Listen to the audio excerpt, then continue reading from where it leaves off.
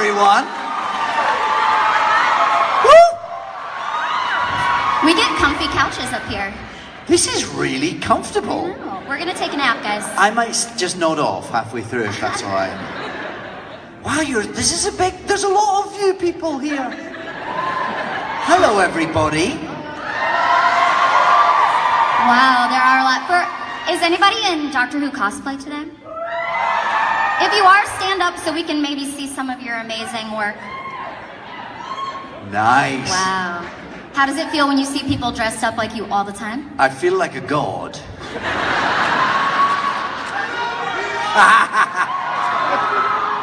You guys are rowdy. It's very exciting. It's so many people in so many great outfits. I did see the first person I've seen dressed as Jodie Whittaker this morning. Well, there you are. That is so awesome. So I guess before we kick it to the audience... I just texted her, I said, this is how it begins, Jodie.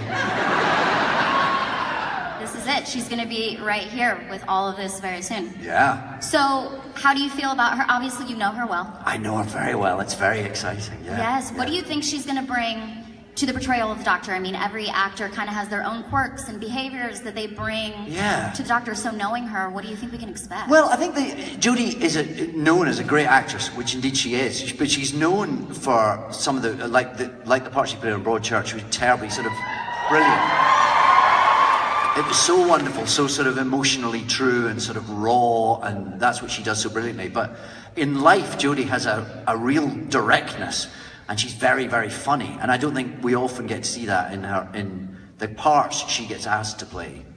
So, I mean, it depends. I don't know what she'll choose to bring to it, but I suspect there's a sort of that she's got a real spunkiness to her in life, and I suspect she'll enjoy sort of using some of that in Doctor Who. But I mean, who knows? It's exciting, isn't it? It's very exciting. Yeah. Who's excited about the new Doctor?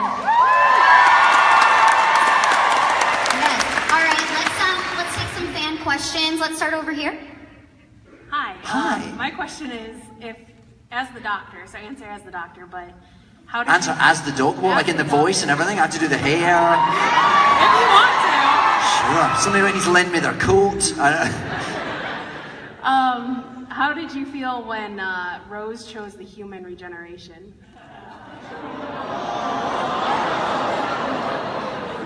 Well, I also played that version.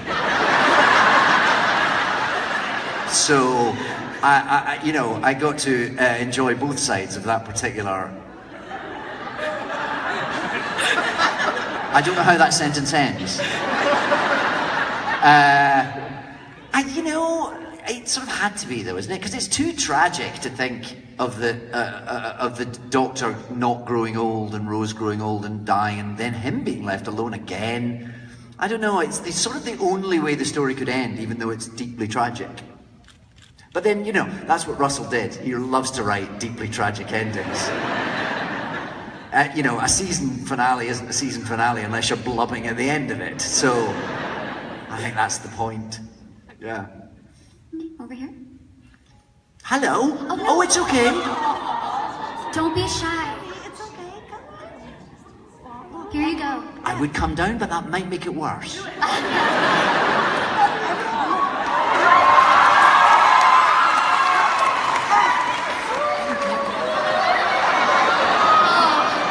That definitely made it worse. Way to go, you've made a small child cry. Oh dear. Oh, okay, well, thank you very much. She wanted to ask you. She wanted to ask you what your favorite role was, or what your favorite episode was to play as the Doctor. Right. Okay. Well, I see that favourites are always difficult, aren't they? You get asked for favourites all the time, and I sort of feel like it's wrong to have them. I feel like it's like you've, like choosing between your children or something. You can't, which apparently you're not allowed to do. I don't really have favourites. They're all favourites. I did enjoy the one, Journey's End, where all the old gang turned up. That was fun. Just because it was so ill-behaved on set, really. It was just, we just had a very good time But I love them all because they're all so different. I hope that makes it better. It's fine, it's very short. Don't look at her, that makes it worse. Over here. I have a Jessica Jones question. Come on, come on. A little bit of spoilers. If your character would have continued, where do you think he'd be? What would he be doing? Well, you mean if he hadn't had his neck broken? Oh, sorry. Spoilers! I might be winding you up if you haven't seen it. If he hadn't flown off in that hot air balloon at the end of episode 13. It's hard to know, isn't it? I mean, it's sort of, whoa. I mean, Jessica was never going to be reconciled to him. That couldn't happen. And then there's nobody else that can even have a conversation with him. I mean, that's what's so extraordinary about that character. It's what's so great to play, but it's also quite difficult. I think it's quite difficult for the writers because by very definition, there is no conflict in a scene with Kilgrave because everyone acquiesces to everything that he says. So there's never much debate in his world, which is why, of course, he needs Jessica so much because she's the only person that can actually be on a level with him. She's the only person that can not agree with everything that he says. I can't imagine where it would have gone, but I'm very open to the writers trying to see what they can come up with, you know? They have greater imaginations than I, clearly. Thank you. I think Kilgrave was one of the best villains that we've seen in a long time. So dynamic, loved it. If you haven't seen it, shame on you. Go watch it. I'll give you my Netflix password. Yeah. Okay, over here. Look out for that hot air balloon scene. Yes. Good morning. Good morning. Thank you for coming to Ohio. It's my great pleasure. Most famous people are like, oh, I'm going to Ohio. No. Thank you so much. I'm going to speak to some Boy Scouts after this. I believe that's what you do here. So you've been in my two favorite Shakespeare plays. You've been Hamlet and you've been Benedict in Much Ado. Thank you, yes. And you've done a lot of other well-known Shakespearean characters. You've been Romeo, you've been Touchstone, you've been Richard, Antipholus, the Syracuse, all of those things. This is all true. Yes. While I would love to see you spearhead a whole cast of Scots to do Macbeth.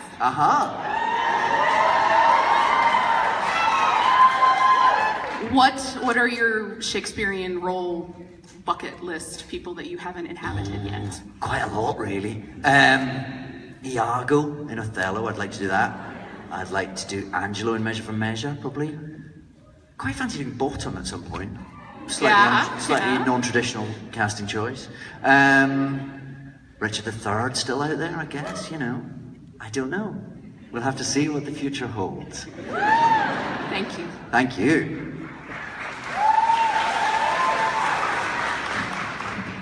Hi. Hi. I have a question about Doctor Who. Sure. What was the best part about being the Doctor in the series? There's so many great parts about it. It's such an extraordinary journey that you go on. There's no other show like it because, I mean, there are other TV shows, obviously. Who knew? But there's not anything that's quite like Doctor Who. And it used to just be in the UK that it had this kind of cross-cultural, cross-generational sort of impact.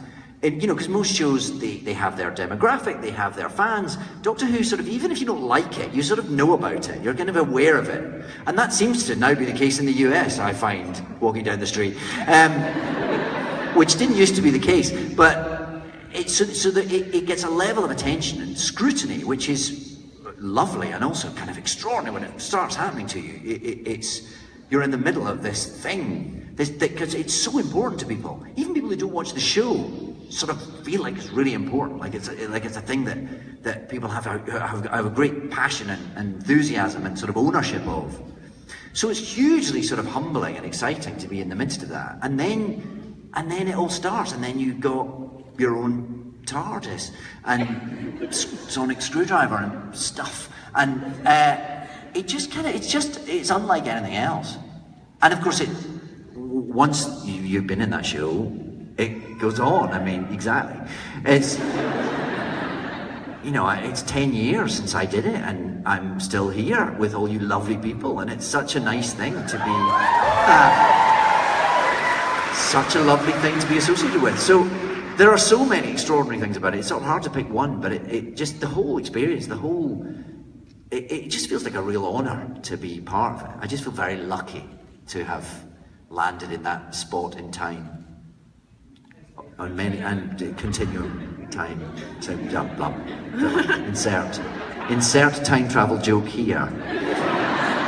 And you were a fan of it growing up, right? I was, yeah. I mean, that had to be extra special, actually becoming the character. It's ludicrously impossible, isn't it? Yeah, no, I did. I grew up with posters on my wall, of Doctor Who and books and all that stuff. And I queued up to get Tom Baker's autograph. I did all that. And then, so the chances of it happening, because then Doctor Who got cancelled. So, and then I became an actor, partly inspired by Doctor Who, but it wasn't on the TV, it wasn't a thing, it wasn't a live. So the statistical probability of me ending up in that show is so vanishingly small that you do have to kind of pinch yourself and think, how did that happen? But I'm very delighted it did. Thanks. It's like I queued that up, but you're very quick, so that's fine. Thank you. Over here. Oh, hi. Hi.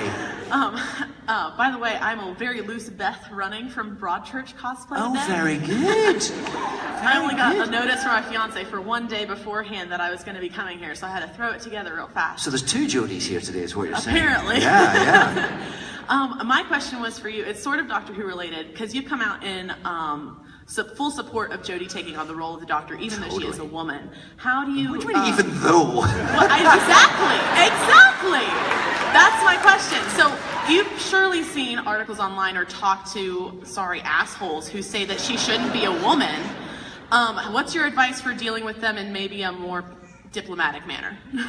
I just think it's not. I think the question is not really about gender. It's about the actor taking on the role, and it's about finding the right actor to take it somewhere new and exciting and fresh. And Jodie's one of the best actors in Britain, so Agreed. What a great choice. Yes. Thank you. And I think that I think people will calm down maybe once it starts and she's in the role. Every time we go through this change of a new Doctor, it's emotionally difficult, and people struggle with, and everybody's always like, ooh, I don't know about that pick until... I think that's exactly what happens, and that's sort of part of it. That's part of the fun. You're going to go, oh, I can't accept this new person.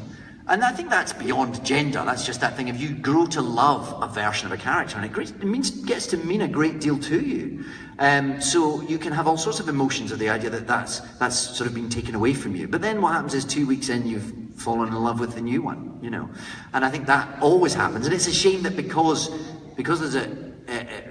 Jodie happens to be of a different gender to all the other people who've played the part, that can become a sort of, as if people are making an issue about that. And I think it's getting used to the new, and that's part of what Doctor Who has always done.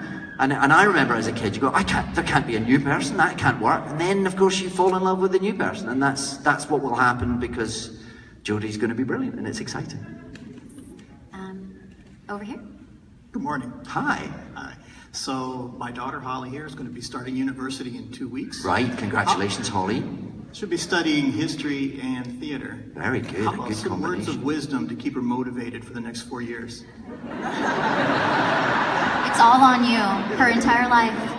I have no wisdom on any subject. I don't know. What words of wisdom do I have about history and theatre? Well, they go well together, don't they? There's a good combination. Theatre has a lot of history in itself. Are you studying the history of theatre? Double major. Double major. I don't even know what that means. That's how... Both separately. Combine the two. That's my words of wisdom.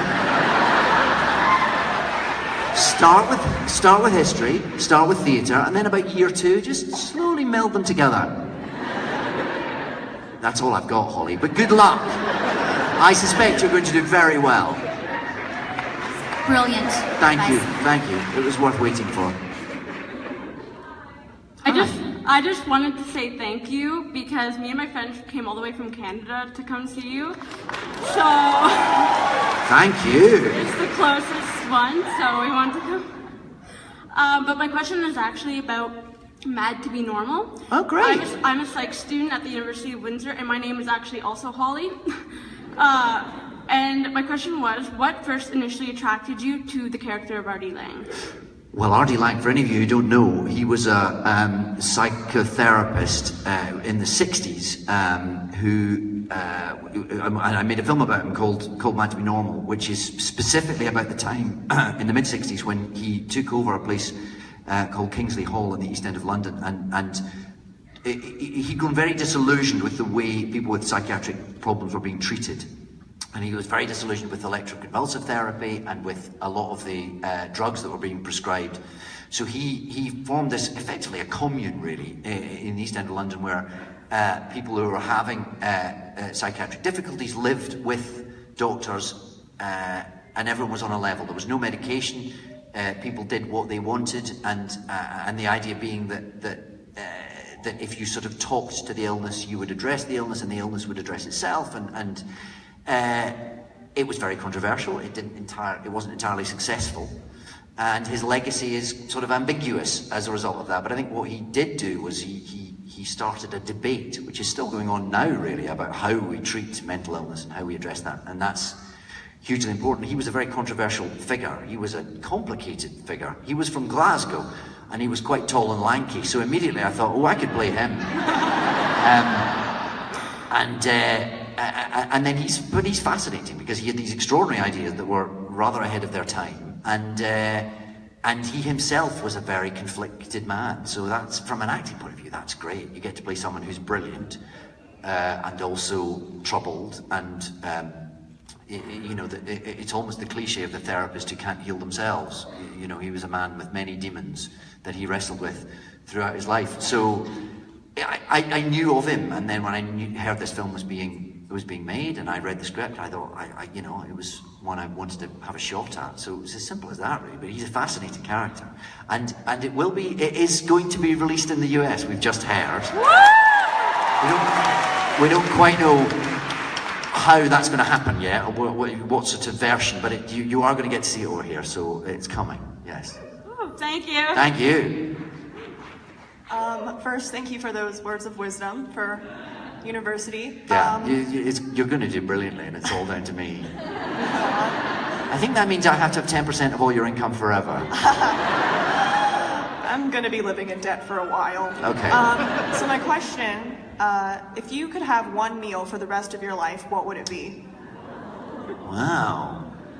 Ooh. That's very tricky, because I can be quite greedy. It's very one meal, or I think the one food stuff I would have to choose would have to be the potato, because there are so many things that you can do with a potato, and I find them all delicious. It's not the most nutritious. It keeps you going, I suppose. I mean, if I'm only going to have one thing, I'm going to have it's not going to work out well, is it? You're going to have some deficiency of something. So I'll go down stuffing my face with potato. That's what I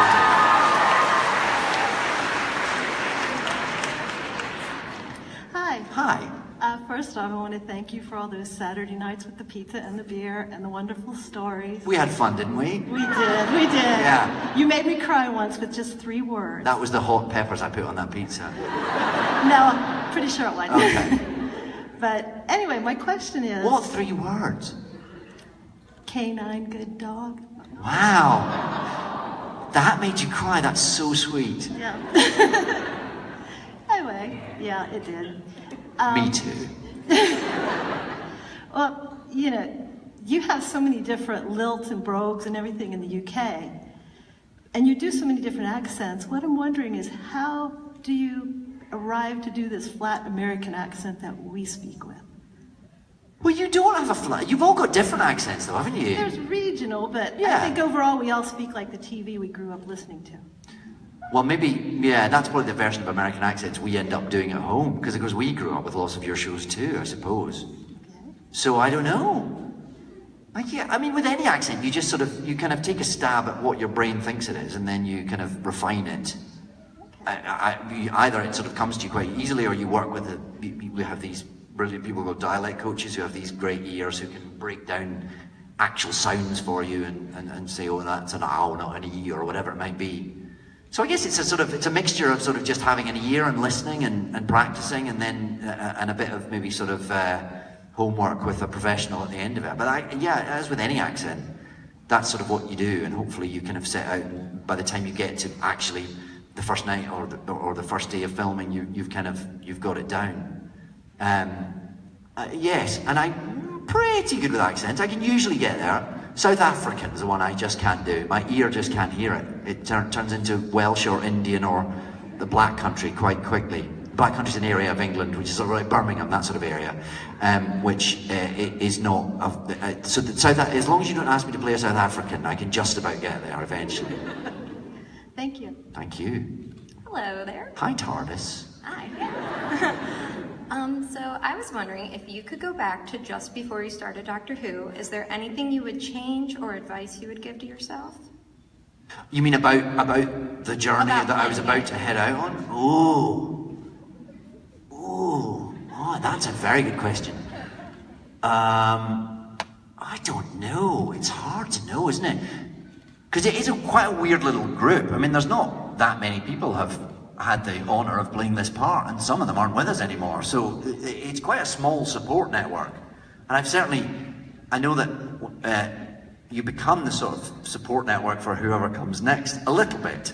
You know, in that it's quite a unique experience, and I certainly know that Matt and I had a chat before he started, and then Peter and Matt and I had a chat, and then I think Jodie's talking to everyone. You know, it's sort of, because it's quite weird. It's quite a massive sort of thing to be in the middle of. And I'm trying to think, what advice would I give? You just sort of have to just breathe a bit and try and enjoy it, because it hurtles by, and it's such an extraordinary time in your life. I don't think really, because I think any experience you've got to sort of just barrel into, haven't you? And just take it for what it is and enjoy it as it comes and eat it up. So probably not. I'd probably choose not to give myself any advice. Just, you know, enjoy it. Make your own mistakes. Thank you. Hi. Hi. We have something in common, and Okay. that's our love of the Beatles. Oh, lovely. Great. So, I was wanting to know if you had a favorite song, or a favorite album, or a favorite Beatle. Changes all the time. Yeah, changes all the time. Hey Bulldog, funnily enough, currently. It's my nephew's favorite. I'm going with, yeah. Day in the Life maybe sort of is hard to get by with a little help from my friends. Yeah, lots. Do you have a favorite Beatle along with it? That would be rude, wouldn't it? How can you choose a favourite? That's not fair. They're all great. I love them all. All right. Thank you. Thank you. Hi. Hi. So I have a question about teaching. I'm a teacher. Right. And so last year was my first year teaching, and I taught Great Gatsby. And I found out that a whole bunch of my students were Doctor Who fans. Brilliant. So my question to and they're the best, most intelligent ones, right? Right. Yeah. And so my question is about lesson planning. And so... Okay, good luck. So, all right, so here's my question. Sure. Which I'm assuming that you have read Great Gatsby, perhaps? Luckily, I have. Okay. But it was awesome. quite a long time ago. Okay, so my question is, if you were planning a lesson for students and you knew that they loved Doctor Who, how would you combine Great Gatsby and Doctor Who?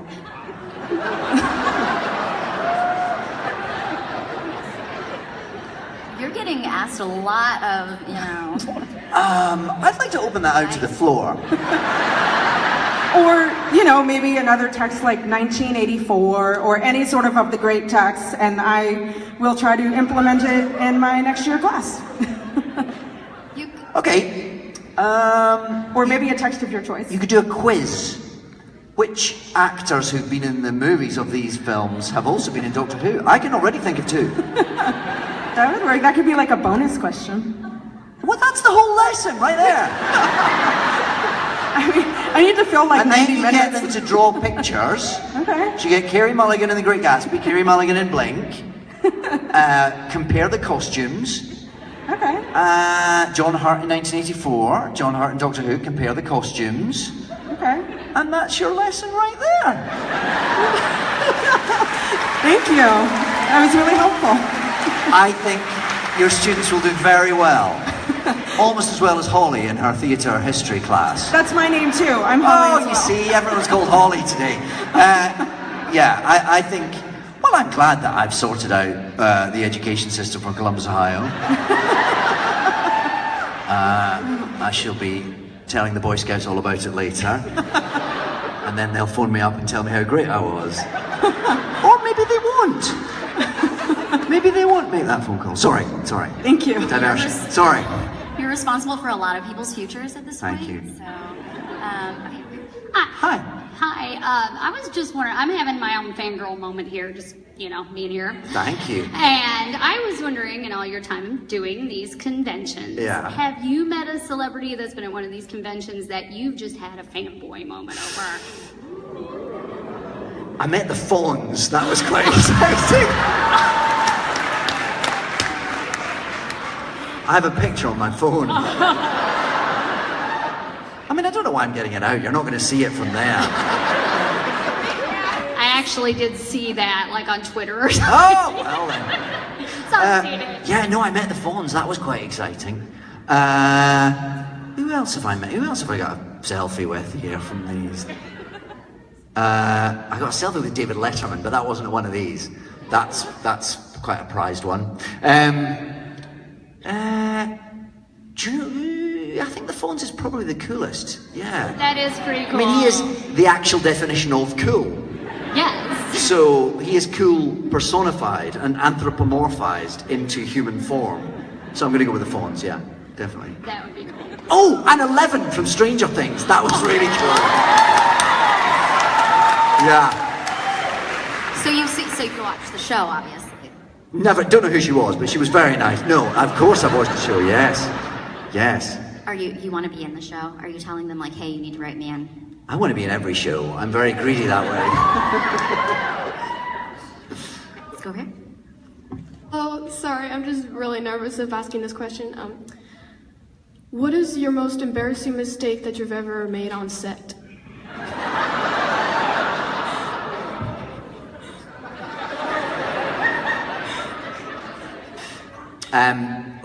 I mean, there's so many, it doesn't really... I fall over a lot, but I'm so used to that, I don't really... what would be my most embarrassing moment? I remember we were doing the Sontaran story, and there's a big bit of a machine that at one point I had to get out, and I thought, I know what I'll do, this will be really good. I'll sort of whack it with a hammer, and that'll make the scene sort of go. And it was quite, I seem to remember it was quite a long take, and it ended with me getting this big bit of machinery onto him, and I thought, I'll grab that thing that's there and batter it. We got to the end of this take, and I brought this big bit of machinery out, smack, splintered into several pieces immediately. And then I just see Phil, the prop man, going, oh my. But God bless him, because Phil Shellard, who was the standby props on all the whole time I was on Doctor Who could do anything literally in seconds. So of course we had to go again, and in about 35 seconds he had glued this piece of stuff back together. And if you pause the DVD on that moment, you will see a hairline crack right through the middle of that big column of grey, sort of whatever. I don't remember what it was doing, saving the universe in some way. But you can see Phil Shellard's mend, but he did a remarkable work to get that back together and not get us off schedule. So that was quite embarrassing. But I broke things a lot. But it's that kind of a show, you were sort of energy, you need energy. So inevitably you sort of drop things and stuff.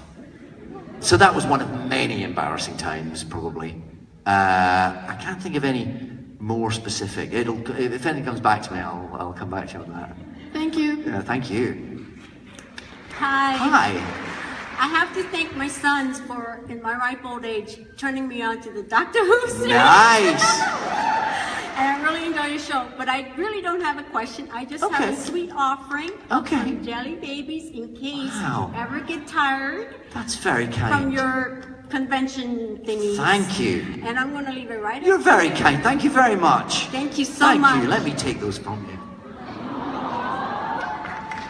Thank you. Oh, you've already opened them. Security alert. Still very nice, thank you. They're gourmet English style sweets, it says here. Lovely. Yes, they are opened. They are opened. Very well. Yeah. But sharing is caring. Sharing is caring, apparently. Over here. Hello, how are you? Hi. I was wondering, so in Doctor Who, you do a lot of running, right? So who do you think ran the fastest? Between... It's not companions, maybe? Doctor? Well, I was often running with people who were in high heels, so that was, you know, they were at, I'm willing to admit they were at a disadvantage. I remember John and I, though, had a bit of a, we got a proper run one night. Because often you wouldn't really get to run very fast. It used to frustrate me, because they'd be like, can you just slow down a bit? Because the cameras kind of can't quite keep up. Which used to annoy me. But then when we did Utopia, we were out in this big old quarry, and they had a camera on the back of one of those things, what are they called? A what? Four-wheelers. Yeah. I couldn't come up with that name. It had four wheels. It's a four-wheeler. Thanks. So we got to really properly run. Ask John who won. I'm confident. He may misremember it. But we both had long coats, and that's running with a long coat. Well, you're wearing a long coat, that's the thing. You run with a long coat, and the difficulty is you have to get you have to get going, so you have to kick it back on each thing, because otherwise it comes up and wraps round. And we used to call it nappy coat. You would call it diaper coat. Because it would sort of wrap its way around you, and then it would, not only would it impede your running, it would not look cool anymore. So that if you could manage to stay out of diaper coat and go fast, that was the thing you were aiming for at all times. But I don't think anyone ever beat me. I have quite long legs, you know. But yeah, there was a lot of running, you're right. Very bad for the knees. I want to just say thank you for acknowledging the prop people, because I am a prop person myself, so that's very encouraging to me. Well, I apologize if I make your life hell at any point in the future. All right. I also wanted to ask you, if you could go back and be the Doctor, what would you do differently and why? I don't know. Would I do anything differently?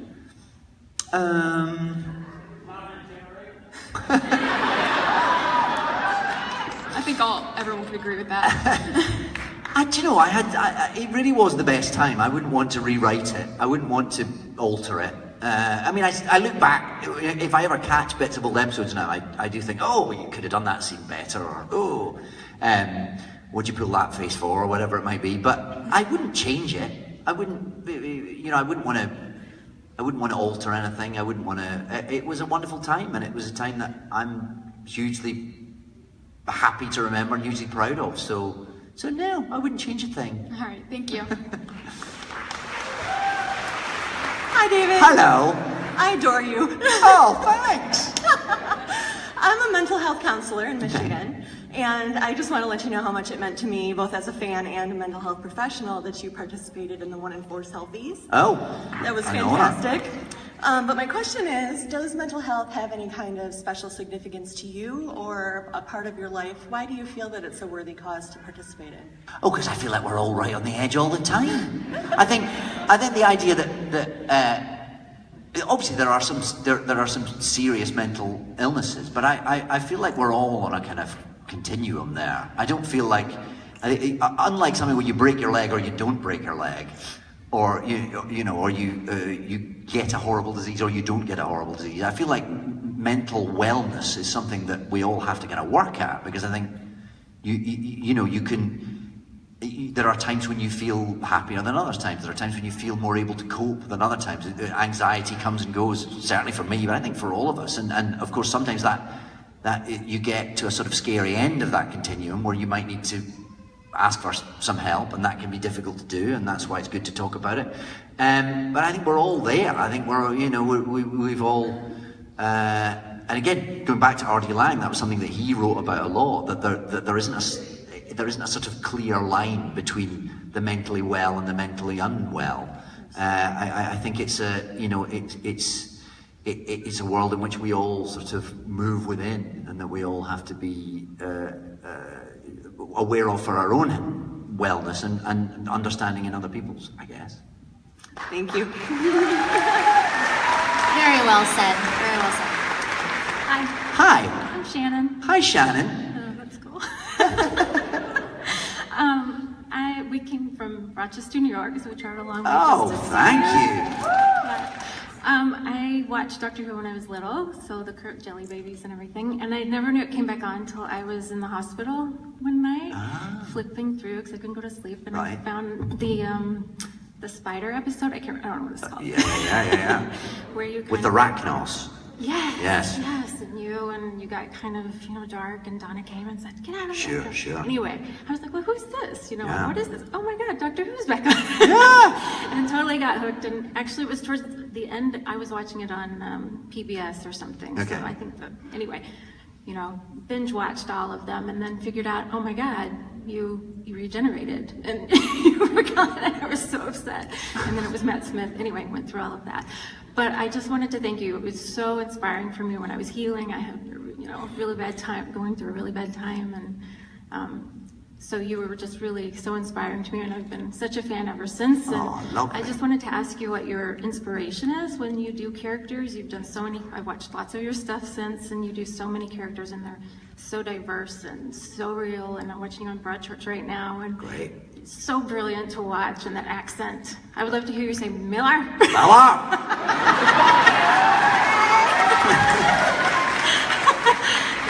I've tried to do it so many times, I can't do it, but anyway. So what is your inspiration, or what do you draw from personal experience? It just really, it varies depending on, with something like R.D. Laing, you've got footage to watch. You can sort of try and get inside someone's head that way, or something like a 900-year-old Time Lord. There's not a lot of research you can do on planet Earth. So, although I'd been watching the show since I was a kid, so I felt fairly briefed on that one. It's a variety of things, really, but it always starts with a script and where that takes you, and where that takes you imaginatively, and then if there's something to research, you do a bit of reading, and then it's sort of just about finding the right feeling, finding the right sense of what someone's like, and hoping that transmits something to an audience that feels believable and real, and I don't know, blah, blah, blah. It's hard. It's very hard to talk about acting without sounding ludicrously pretentious, or very vague. It's a bit of a sort of leap in the dark, and throw some sort of ideas at something and hope for the best.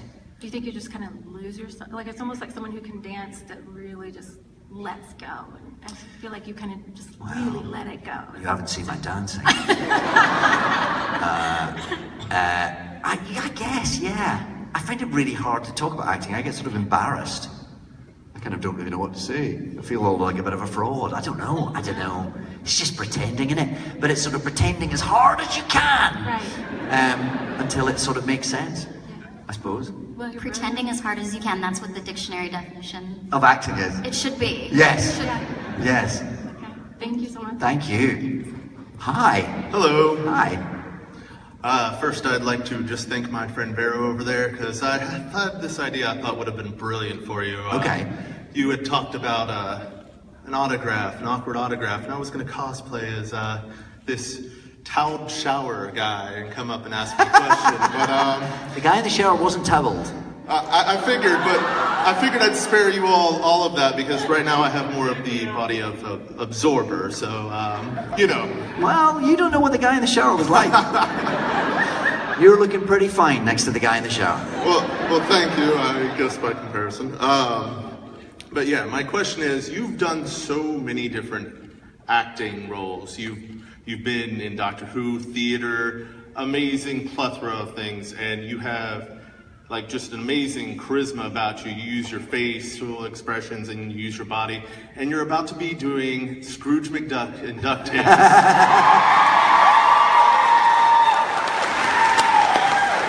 Oh yes. And I imagine you've already started, so what challenge... We're on season 2. Oh, well, there you go. I'm a little behind. They are so confident this show is going to be massive, we've already recorded parts of season 2. That's brilliant. Yeah. So I hope you like it, because there's loads of it. So my question here is, what challenges has doing voice acting, as opposed to all of your other acting roles, presented you? I don't know if you've done voice acting before, but... I've done a fair bit, yeah. Well, it's different in that you just sit and stand in a booth on your own. All of DuckTales I've done from London, so I'm usually sort of at the end of the day, and there's people on Skype in California kind of going, morning, it's like 5 a.m. here. So it's just about, I don't know what the challenge is, it's just about trying to, what's weird is you don't really know what, you're sort of stabbing in the dark a little bit, because obviously you do your voice before they do the pictures. So you just kind of, Jodie's leaving. Jodie, where are you going? Oh man. Sorry. Yes, I suppose it can be quite sweaty. Because you're in a sort of, you're so trying to kind of make it all, and there's just a microphone there, and headphones, and weary people in California who've got up early, and you're trying to create this thing that's all a bit of an imaginative leap, because you don't know what they're going to do with it, and you try and give them as many options as you can, and you try and sort of act the whole thing with your voice. And I tend to, at the end of a session, I'm usually quite sweaty. And often quite rough in the throat, because DuckTales, there's a lot of jeopardy in DuckTales. And we'll do 3 or 4 episodes at once, so they usually end with a lot of shouting and, Dewey, get back here! A lot of that, you know. Yeah, I guess it's just trying to kind of, you're trying to give the animators sort of some options and some, you know, you're just going to throw as much energy at it as you possibly can, I suppose. But I haven't seen any finished episodes yet, so it might be terrible. No, it won't. It'll be very good. I may be terrible, but it's very good. August 12th? Is that August 12th? Yes, and they're showing the same episode all day. Yeah. They're going to be a 24-hour loop of the first episode of DuckTales. We're ready. So you'd better really like it. So, look forward to it. Don't attack me, guys. We literally have 1 minute left. Oh. So if you have a quick question, I'll let you ask a quick question here. Hi, David. Hi. My name is Sarah. Hi, Sarah. I don't have a question. Okay. I have art for you. Oh, lovely. Thank you. Oh, thank you. Because you're my first doctor. Oh, well, thank you. I was late in the game, but you're my first doctor. My first episode was Doctor and the Queen. London, werewolves, the making of... Oh, yeah. Tooth and Claw, I believe it was called. My apologies. Don't you worry. But may I give you this picture? Of course you may. Yes, thank you very much. Do I come to you, or...? Come on down here. Thank you very much. Thank you guys so much for being here. Let's give another round of applause to David. Thank you very much. Stick around because Catherine Tate is coming up next. Woo!